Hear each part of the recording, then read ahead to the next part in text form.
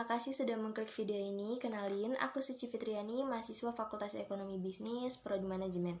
Di video kali ini, aku bakal ngebahas lagi materi mata kuliah manajemen inovatif, yang kali ini pembahasannya adalah implementasi kinerja dalam manajemen sumber daya manusia. Apa sih implementasi kinerja dalam sumber daya manusia itu? Yuk kita bahas.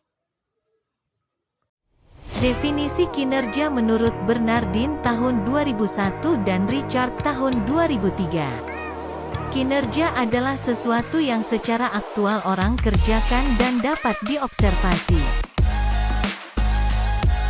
3 tingkatan kinerja. Kinerja organisasi yaitu pencapaian hasil pada tingkat atau unit analisis organisasi. Kinerja pada tingkat organisasi ini terkait tujuan organisasi, rancangan organisasi, dan manajemen organisasi. Kinerja pada proses tahapan dalam menghasilkan produk atau pelayanan ini dipengaruhi tujuan proses, rancangan proses, dan manajemen proses. Pencapaian atau efektivitas pada tingkat pegawai atau pekerjaan ini dipengaruhi tujuan pekerjaan, rancangan pekerjaan dan manajemen pekerjaan serta karakteristik individu. Unsur-unsur yang terdapat dalam kinerja. Kinerja menurut Describer, dalam Kamus Bantam English Dictionary, 1979, yang dikemukakan Prawiro Sentono, 1999, berasal dari kata performance dari akar kata to perform, mempunyai beberapa entries.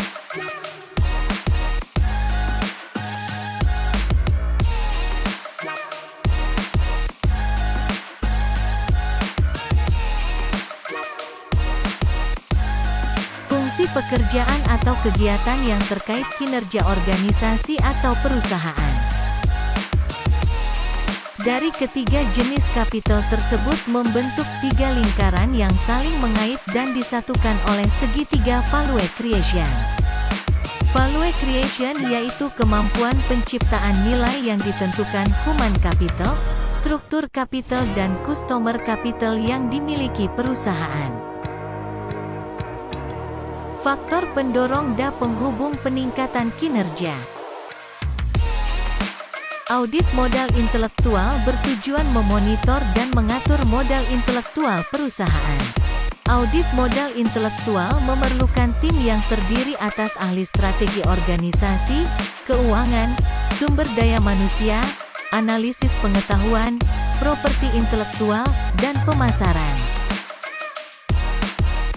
Masalah yang melekat dalam sistem pengukuran manajemen pengetahuan itu sendiri. Sulit mengidentifikasi hubungan langsung antara inisiatif manajemen pengetahuan dengan performansi perusahaan.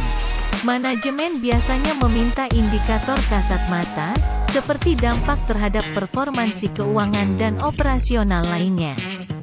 Semakin beragam dan kompleksnya stakeholder atau pihak berkepentingan terhadap eksistensi perusahaan. Pendekatan-pendekatan ukuran standar kinerja dalam melakukan pengukuran.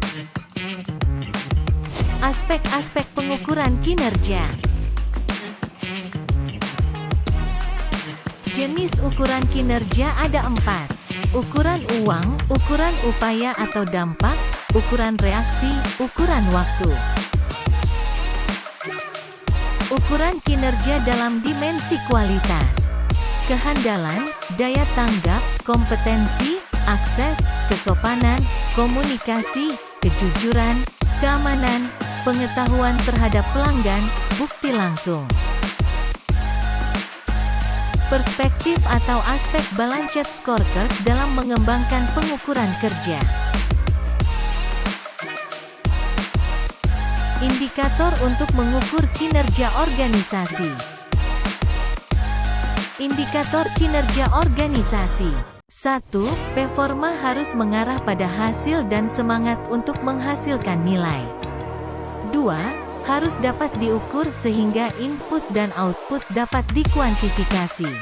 3. Unit dan personel yang diukur kinerja harus memahami metode penilaian dengan penjelasan minimal. 4. Hasil penilaian dapat dikomunikasikan segera. 5.